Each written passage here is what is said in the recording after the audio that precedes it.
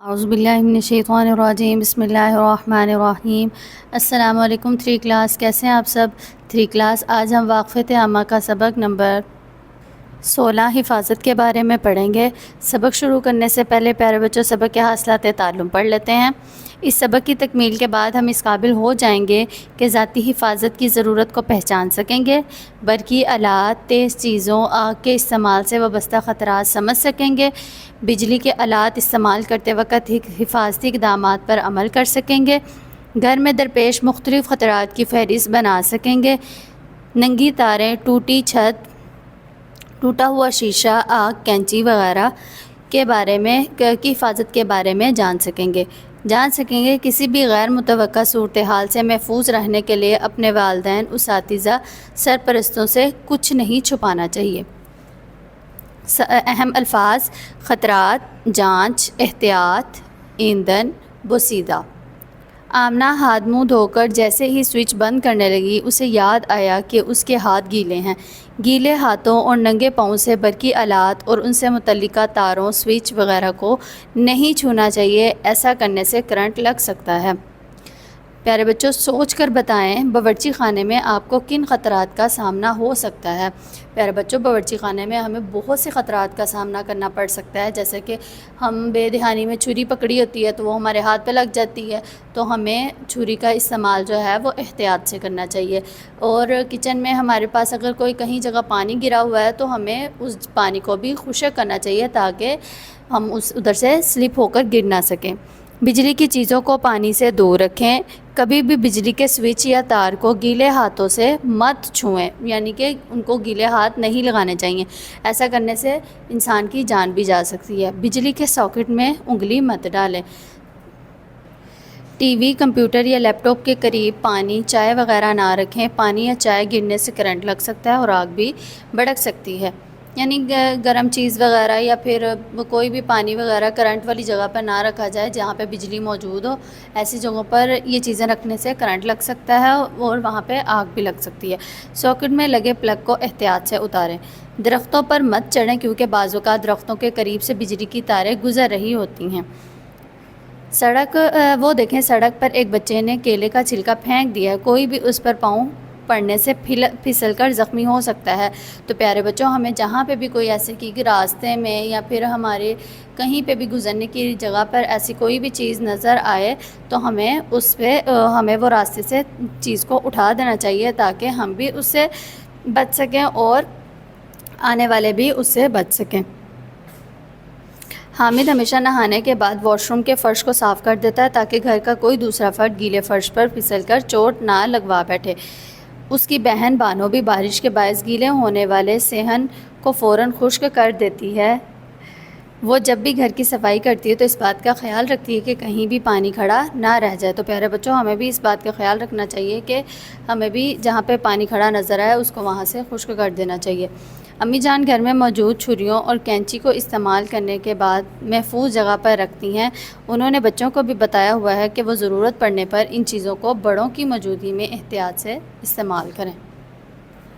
ہمیں خطرات سے کیسے نپٹنا چاہیے؟ یہاں پہ کچھ احتیاطی تدابیر وغیرہ دی گئی ہیں، ہمیں ان چیزوں کو فالو کرنا چاہیے۔ احتیاط کے علاوہ بھی ہمیں کئی قسم کے خطرات کا سامنا ہو سکتا ہے، جیسے کہ اجنبی یا غیر متوقع صورتحال سے خطرہ، اس لیے درج ذیل باتوں کا خیال رکھیں۔ گھر سے باہر اکیلے مت جائیں۔ اگر کوئی اجنبی آپ کو بلائے تو اس کے پاس نہ جائیں۔ اجنبی سے کچھ بھی لے کر مت کھائیں۔ اگر آپ کو اجنبی سے خطرہ محسوس ہو تو شور مچائیں اور وہاں سے بھاگ جائیں۔ خطرے یا غیر متوقع صورتحال کے بارے میں فوراً اپنے والدین یا اساتذہ کو بتائیں۔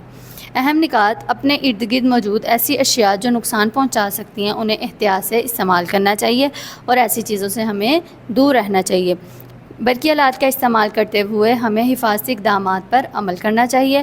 ہم قدرتی آفات کو روک نہیں سکتے لیکن ان کے اثرات کو کم کر سکتے ہیں۔ آئیے مزید جانیے۔ ہر سال قدرتی آفات کی نسبت یعنی زلزلے، سیلاب وغیرہ کی وجہ سے لوگوں کی جانیں نہیں جاتی بلکہ جتنی جانیں لوگوں کی آگ لگنے کی وجہ سے جاتی ہیں۔ تو ہمیں آگ کے نقصانات اور ان کی حفاظت ہمیں آگ کے نقصانات سے بچنا چاہیے اور ان کے لیے حفاظتی اقدامات پر عمل کرنا چاہیے۔ سرگرمی نمبر 1، خالی جگہ پر کریں۔ گیلے ہاتھوں اور ڈیش سے برقی آلات کو نہیں چھونا چاہیے۔ ننگے پاؤں۔ فرش کو دھونے کے بعد ڈیش کر دینا چاہیے خشک۔ گھر میں موجود چھریوں اور کینچیوں کو استعمال کے بعد ڈیش پر رکھنا چاہیے۔